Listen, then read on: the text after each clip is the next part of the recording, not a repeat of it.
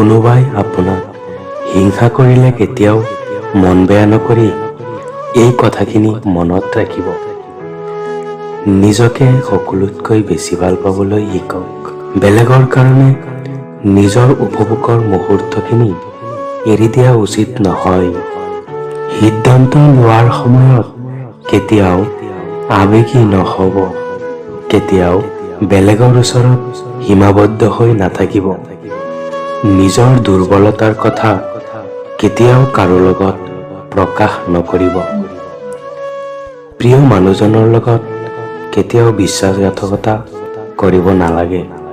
হাজাৰ আঘাত পোৱাৰ পিছতো এবুকু অভিমান লৈ যিয়ে নিজকে পৰিৱৰ্তন কৰিব পাৰিছে, তাৰ হৃদয়ত পুনৰাই ঠাই লোৱা বহুত কঠিন।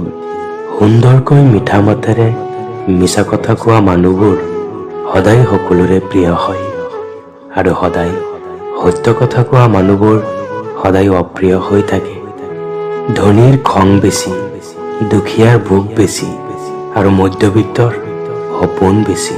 ৰাতি মানে অন্ধকাৰ, আৰু অন্ধকাৰ মানে স্মৃতি, স্মৃতি মানে তুমি, আৰু তুমি মানে জীৱনৰ প্ৰথম আৰু শেষৰ ভুল।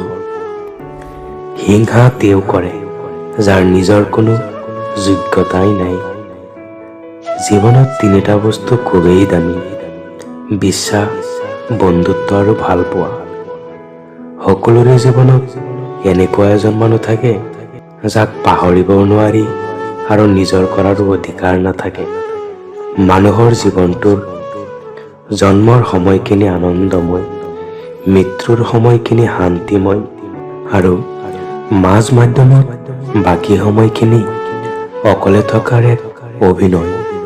মিছা ভালপোৱা আৰু নৈ পাৰৰ বালিঘৰ দুয়োটা একেই, বেছি দিন ভৰ্তি নাথাকে। জীৱনত সফলতা অহাৰ আগতে কিছুমান সাধাৰণ পৰাজয় আহিবই, কিন্তু সেই পৰাজয়কে শেষ বুলি নাভাবি সংঘৰ্ষ কৰি গলেহে সফলতা আহে। যি খুব সহজতে সকলোকে আপোন কৰি লয়, প্ৰকৃততে তেওঁলোকেই বেছি কষ্ট পায়। ভিডিঅ'টো ভাল লাগিলে লাইক কৰিব, আৰু এনেকুৱা মটিভেশ্যনেল ভিডিঅ' পাবলৈ চেনেলটো ছাবস্ক্ৰাইব কৰি বেল আইকনটো প্ৰেছ কৰি দিব। ভালেই থাকক, সুস্থ থাকক।